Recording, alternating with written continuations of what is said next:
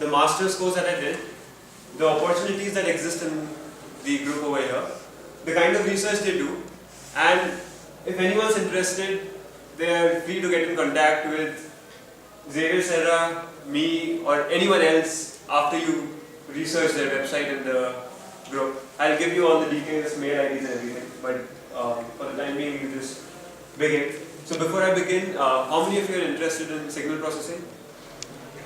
Anyone interested in just signal processing or particularly image processing or particularly audio processing? Anyone? Just generally. Second year students or Second year. third year? Second year. Everyone second year? First year. Alright. So great. So this is the time for you guys to explore what you're interested in, even in engineering or otherwise. And this area was my chance to get into something I was interested in and I was looking for a career in. So it was both ways. I hope it's for you guys too. So let's see. I'll just begin with the master's thesis discussion. Discussion as in just go over, run over it, so that you know what goes into this. So, have you heard of this website called freesound.org? Those of you interested in downloading sound effects or putting sounds into particular video clips or something, if you're interested, this is the only, or this is the most useful open source. The data is available, everything is available, even the analysis is available. So that was the website I was working with. And what I was trying to do is, so this website, it's an online database of sounds, people upload sounds, they share, and they can tag. So if they're uploading, let's say, a gunshot, so they can tag that it's a gunshot sound, maybe it was recorded with a particular microphone, or it was recorded in a particular place. So all that information can be written down. But it's a place where people share sounds. And then after sharing, people want to look for sounds. So they want to retrieve maybe, let's say, cars passing by or bell sounds or sound effects. So that's the kind of retrieval you want to do. And maybe you know the name for that particular sound, gunshot, so you type it. But you don't know the name for some sounds. But you know what sound it is. So you look for the sound on this database, and then you have this option of looking for similar sounds. So it will automatically give you the similar queries for the sound that you've provided. So that's how it works. And the motivation for this work was that while retrieving these sounds, we use our ears to say that this sound is similar to this one or this one is similar to that one, because we have a particular notion or particular contour for that sound in our heads, and then we process on that. But the computer, this website currently does not do that. And what it results into is we get irrelevant results for the retrieval that we want to do. So it's all very unstructured. We wanted to provide some structure for the whole database. Now, for the whole database wasn't possible because there are many, tens of thousands of sounds on the website. So what we did was we focused on the sound effects class. For sound effects, you do not have a particular source. Maybe the effect was generated on the computer, so you don't know what source the sound came from. So that was a very general class. So we used only sound effects database for carrying out the whole research for it. And what we wanted to do was that the tags that you had for the sound were very noisy. Maybe people write peace in 10 different ways or 10 different spellings. People make spelling mistakes all the time and they don't even bother correcting. So the system has those spelling mistakes, the system has all the noisiness which is there in the tags. And then it's very difficult to look for a particular class of sounds. So what we wanted to do was, there were tags and we wanted to extract topics from it. So I'll tell you how this works. So you probably have a newspaper article on sports and politics. Yes. And then you would have many words in the article. And the words can broadly be classified into a category of sports and a category of politics. So you will have government, which probably goes into politics, and you will have sports person, which goes into sports, or batsman or footballer or whatever it is, which goes into sports. So given the words, we wanted to extract sports and politics out of it. So we wanted to say that we are given all these words, now just classify these words into these categories. So we wanted to do that automatically. So what that will help us is, how that will help us is, you have tags for each sound, you take all the tags, and then you get topics out of it. So what you can do is, you'll have maybe 20,000 tags, but then topics will be very few. You would probably have 40 topics. So then the representation of a particular sound becomes much easier. Do you, I mean, how many of you have done linear algebra or any such course? You've done those courses, right? So representation of your data is in a very high dimensional space. I mean, if you represent your data through tags, you're representing it in very high dimensional space, and you're reducing that to a very low dimensional space, if you would understand it that way. So that was the whole idea. I mean, my main motivation is to discuss, the kind of motivation for research in this area. I mean, I don't want to discuss my master's thesis particularly because it might just be long and boring right now for you guys.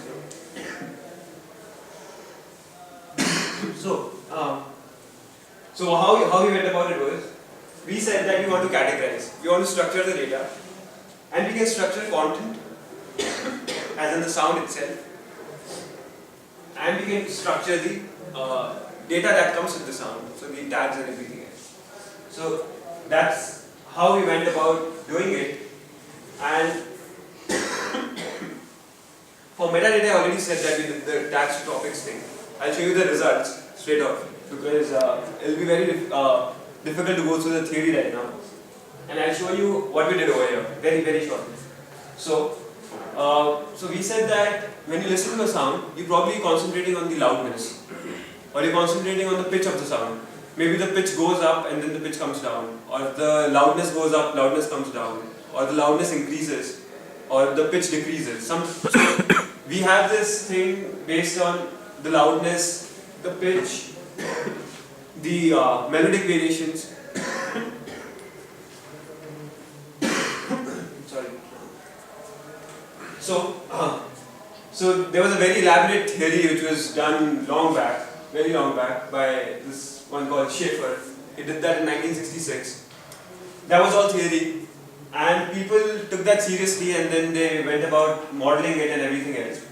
So what they came up with was this. So if you were to just concentrate on loudness, let's say we're taking the sound and we're computing its loudness, just a single sound, maybe a bell ringing or a gunshot or any such sound, just a single event. That's a single event, and then we're just looking at the loudness. So it could be impulsive sound, which is just me clapping. That's an impulsive sound. It could be a stable sound, which is maybe just a stable note. Maybe the violin is playing one note and it's just stable loudness. The loudness does not vary. Or the loudness could vary. I mean, it could increase or it could decrease or anything. So now we can classify all single sounds according to their loudness into these categories. Yeah. And as soon as we have this, then what we can do is, let's say now you go on the internet and you want to search for a sound, and you already know that it's an impulsive sound. So what you would do is you would add impulsive as a criteria for your search, and then when you look for similar sounds, you would only have sounds which are impulsive in nature. So then you're cancelling out all the other noisy stuff that comes into your search results. So it's more or less like the Google search that you have, but it's just not for text documents, but it's for sounds. So you can look at freesound.org if you're interested in seeing how the website works. You can look at this website. It's handled by the group I am talking about, the MDG. So we presented users with some tests over here. So the test that we presented them with was, we took a sound and we calculated the similar sounds through the filter, I mean by putting these filters, and by how the system currently does it, I mean the current system, how it works. And we found that users preferred our system better than the system that is in use currently. So I mean, that shows the utility of the work that we did. But then the idea is to see how a problem of, it's a problem that users face, how that problem can be translated into analysis of sounds, and then you can go on to apply the engineering that you do. So you learn signal processing or machine learning ideas in your courses, and that can be directly applied to a problem of a common user. So all the people who use freesound.org would benefit from any such work. So that's the idea. This is what the work that we did behind it. This was the test that we presented. So this is the query sound. These are sounds from one system, and these are sounds from another system. We didn't tell the user which is our system and which is the current system. And then we asked him to rate, this is down here, which system do you prefer? And the results were pretty promising. So we had like 39 in our favor and 50 in the favor of the current system. I mean, I wouldn't know do the analysis. Okay, so that was one part of it. That was the content part of it, where you're analyzing the signal itself and doing this work. Sorry. The other part was getting the topics. So from the tags, you want to go to topics, right? So how you do that? This is what we did. So we had this database of 120 sounds, where there were sound effects, instrument samples, soundscapes, music, speech, whatever. So we just took the tags, only the tags, and we gave it to this system called the latent replay allocation. I mean, if you're interested, really interested in the details, look at LDA and look at how it works. But it's okay. I mean, I'll just skip that and tell you what it worked for. So this is what it did. We gave it all the tags that we had, and it classified them into these 5 topics. So your voice, speech, male, man, noise, vocal, talk, all similar words. Loop, drum, industrial, dark, hit, percussion, metal, all similar words again grouped into one category. So these are the topics that you have, and these are all the tags that you gave the system. So this worked pretty well. We tried this over a larger data set, and this is what we had. So look at this one.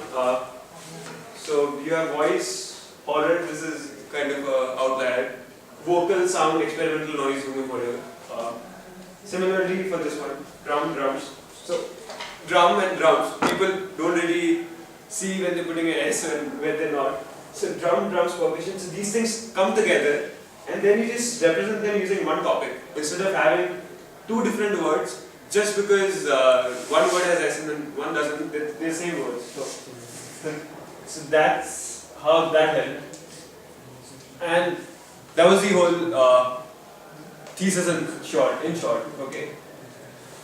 And if you're interested, okay. So that was the thesis. So the idea was to improve, let's just go back to the first slide so that I can just put things in context here. So the idea was to improve audio retrieval through content and metadata categorization. So now you understand the title completely, because we were looking at content separately, metadata separately, categorizing it, and as an outcome we were improving audio retrieval for the particular case of freesound.org. Okay, so this whole research was carried out at Music Technology Group. Now this group itself is composed of about 50 researchers, and they're working completely in many areas of just sound and music computing. So in short, it's just essentially. In fact, I don't know of any such project in India, but they have a project commissioned by the EU, which is working only on Indian classical music. I don't know if you know of Comp Music. If you're interested, again, look into it. And these people are analyzing Indian classical music just to do rag recognition or do tal recognition or something of that kind. How many of you listen to sound.com, Gaana.com or SoundCloud or heard of Pandora? So all these websites, they're essentially applying things that you would learn under any such research program or any such work. So sound and music computing is about trying to analyze and understand sounds or music, I mean whichever you're interested in, to either create, recreate, or just apply the knowledge that you have to different areas. I mean, the applications are numerous. So the problem people generally face while looking at such a field is, probably you would think that where would you land after doing such a course? I mean, you really don't know right now where you would land after you finish your masters in sound and music computing. And I didn't know either. But then, while I was there at the group, I realized that the opportunities are numerous. It's just about trying to explore as long as you're interested. So, let's just go over in particular what the kind of research that they do. So, one is they are simply trying to get the audio signal. So one is this audio signal processing. So you get the audio signal and then you analyze it. You probably extract some features from it and you process them to see what useful information that you can get. So let's take an example for, let's say, SoundCloud. They probably classify into genre classes, maybe rock, jazz, or Indian classical, or pop, or whatever. They have some classes over there. So all that classification is done based on analysis of the signal itself, or analysis of the information that's coming along with the signal. So there is some information, maybe the tags, or the video, or anything else. So they can analyze that too.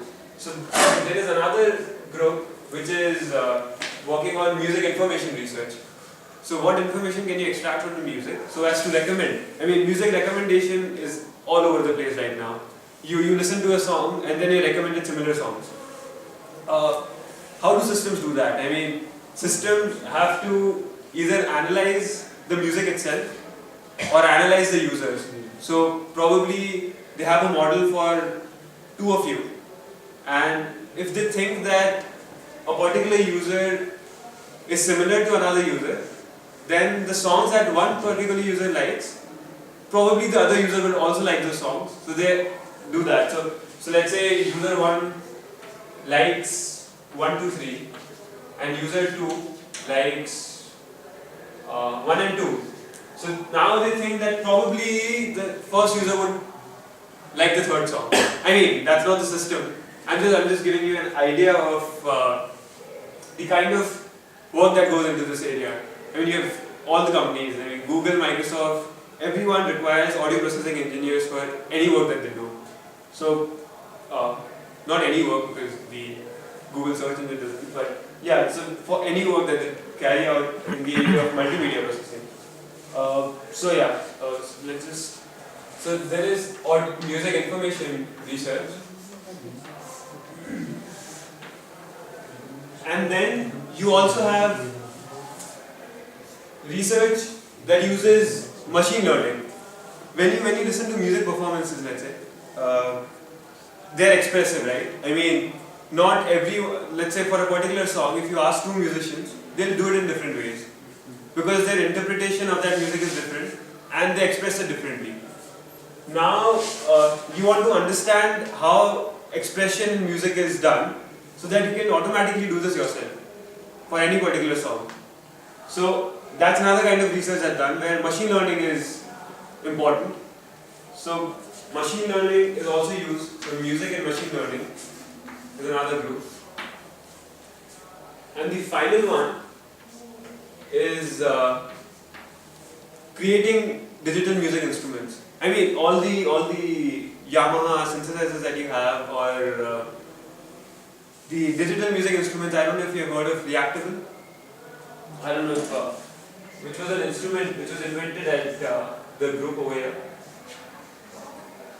So a researcher called Sergey Jorda, he invented this musical instrument which is very famous out there. Maybe we just look into the technology that went into it. You probably want to synthesize singing. I mean, you want the computer to sing a particular song, let's say. Or you want the computer to say a particular thing in a particular, with a particular emotion. Say, say maybe get out angrily or say get out in a soft, normal manner. So all that kind of research gets into this field of sound and music computing. So if at all you're interested in learning about this area, learning more about this field, you should certainly look at this website, which is ftg.ca.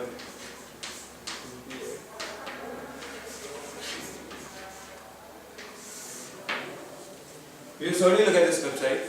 So, just to sum whatever I've talked about so far, sound and music is something probably you're interested in, or you're probably just curious that what is it that you're listening to, how is it that you're listening to it, how can you create what you're listening to, or just be interested in this area.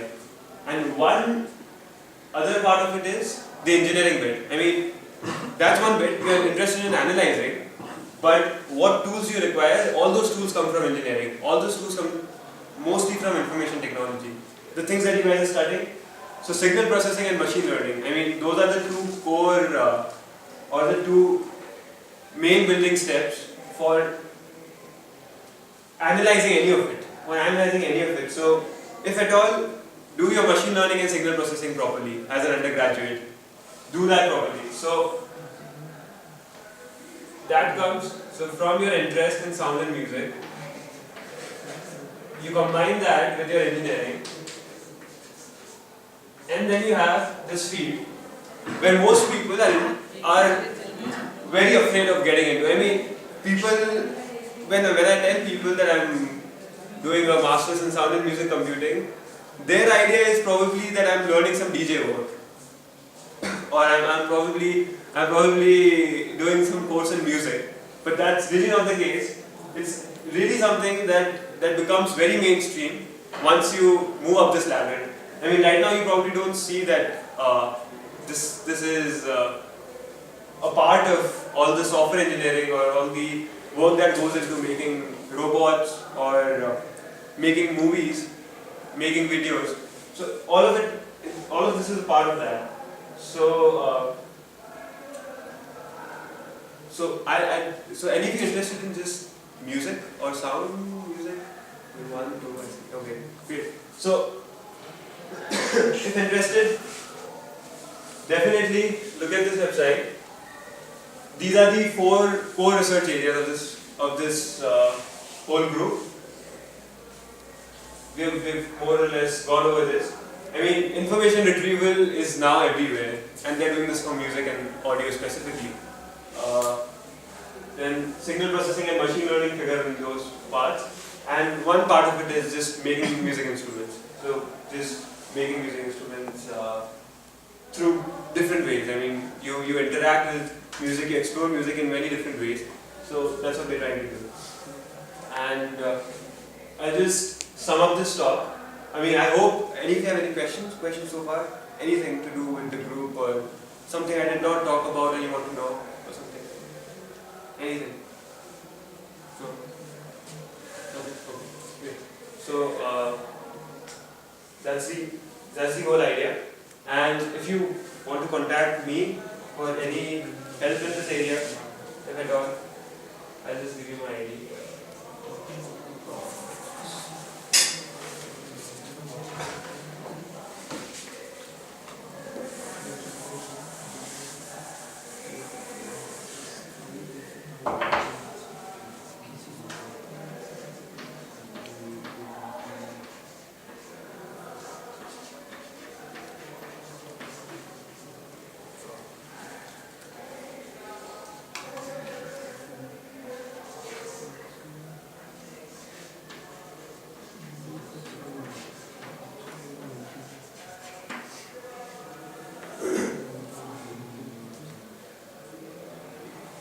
I mean, they're very interesting problems. One problem that you could work in is 10 of you talking.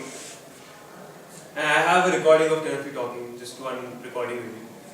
And then I want to identify who said what from that recording. I mean, now that's a very interesting problem. And if you get into this, you probably just be focusing on a particular part of it or a particular problem in this whole area. But those are the kind of problems that you can tackle if you get into such an area. And essentially, you will be learning signal processing.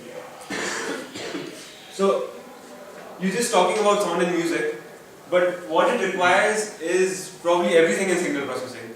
So, the name is very niche, and the name probably just gives you an idea of one particular dot in this whole field, which is signal processing.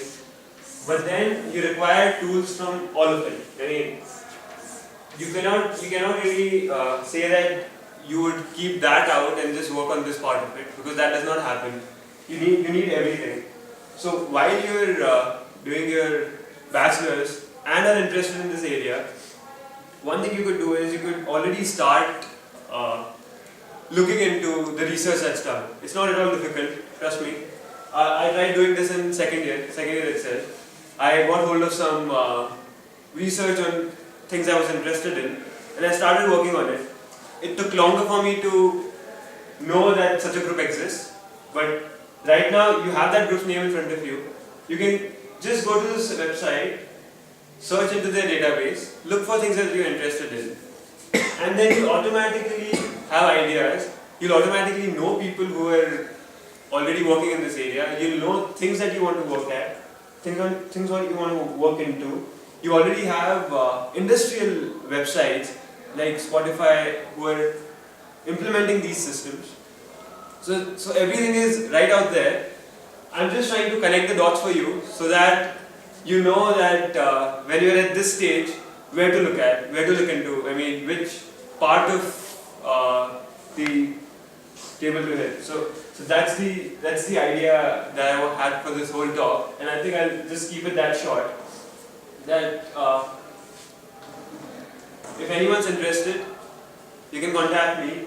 You can look at MTG, you can look into Xavier Serra, you can find his information on Wikipedia or his institute's website, and you can just feel free to explore. I think the main thing that I learned while I was studying at LLM-IIT and the year after that is that you should just never stop exploring. I mean, LLM-IIT today has many more opportunities than it had when I was young. And I think it's just about seeing what all there is and just focusing on whatever part of it you like to. So all the best, and any questions about anything, just contact me on my email. Thank you. Thanks a lot. Thank you.